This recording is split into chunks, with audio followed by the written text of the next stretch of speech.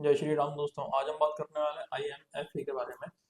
Actually ये जो company है वो टाटा स्टील, जिंदल स्टील और इन ऐसी कंपनियों को रॉ मटेरियल सप्लाई करने का बिजनेस करती है, जो कि अपने सेक्टर में सबसे बड़ी कंपनी है Indian Metals and Ferro Alloys limited.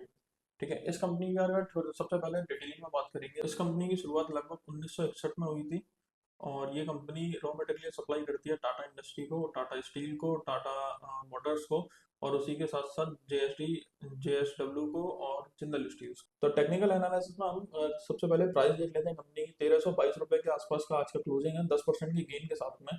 और वहीं पे अगर हम देखें तो लगभग चार्ट पैटर्न में कुछ अच्छे पैटर्न्स भी बनाया है। हेड एंड शोल्डर पैटर्न बनाया है, डबल बॉटम ब्रेक किया है और वहीं पे साथ साथ में इसने ब्रेकआउट भी दिया है। तो इस स्टॉक में अपन एंटर कर सकते हैं और कब इस स्टॉक के लिए एग्जिट प्राइस अपनी होगी वो सब अपन आगे डिस्कस करेंगे। कंपनी में अभी अपन लेकर के चलते हैं कि टेक्निकल एनालिसिस पे।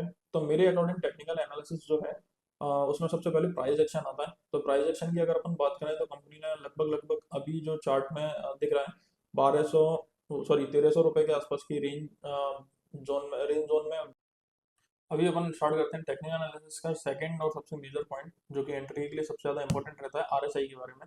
RSI की अगर अपन बात करें तो 55 रुपीज़ के 55 के आसपास चल रहा है, जो कि ना ओवर सोल्ड जोन में है, ना ही ओवर बोट जोन। एंट्री के लिए भी कंफर्मेशन के लिए हमको हम थर्ड और सबसे मेजर स्टॉक के लिए मेजर इंडिकेटर के लिए चलते हैं, जो कि है EMA। 20 डेज और 50 डेज के EMA में अगर अपन देखा जाए तो EMA में जैसा हम देख सकते हैं ऊपर दिए हुए चार्ट पे कि EMA में लगभग लगभग जो बाइंग जोन है वो काफी लंबे समय से एग्रेसिवली चल रहा है। कंपनी ने लगभग लगभग 2 साल से या 3 साल से कभी डाउनफॉल नहीं देखा। तो उसके बेसिस पे हम देख सकते हैं, क्योंकि ग्लोबल जो मार्केट चल रहा है, स्टील मार्केट जो ग्लोबल परफॉर्म कर रहा है, उसके बेसिस पे भी हम देख सकते हैं कि 2 साल में मेटल सेक्टर में डाउनफॉल नहीं आया है। तो इसकी एंट्री अपन को कहाँ से लेनी चाहिए, कहाँ पे एग्जिट करना चाहिए, इसके लिए सबसे पहले हम यूज करेंगे फिबोनाची। ठीक है, ऊपर दी हुई स्क्रीन पे आपको दिख रहा होगा कि फिबोनाची का यूज हमने यहाँ पर कैसे किया है।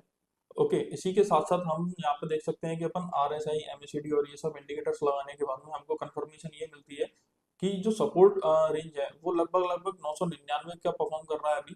और वहीं पे अपनी जो रेजिस्टेंस लेवल अप्रोक्सीमेटली मैं मान करके चलता हूँ 1600-1700 रुपए के बीच के रहने वाला है। और अगर ब्रेकआउट पैटर्न की बात करें तो ब्रेकआउट पैटर्न आने से पहले कंफर्मेशन जो दिया था वो हेड एंड शोल्डर पैटर्न ने दिया था और डबल बॉटम ने दिया था, जो कि हम देख सकते हैं इस चार्ट में। अभी हम शुरू करते हैं कंपनी का फंडामेंटल एनालिसिस। कंपनी फंडामेंटली कितनी ज़्यादा स्ट्रॉन्ग है, कितनी ज़्यादा वैल्यूएबल है, इन्वेस्टमेंट के पर्पज से है या नहीं है, ये डिसाइड करते हैं। फंडामेंटल्स में सबसे पहले हम बात कर लेते हैं नेट प्रॉफिट की। तो company net profit year on year 14%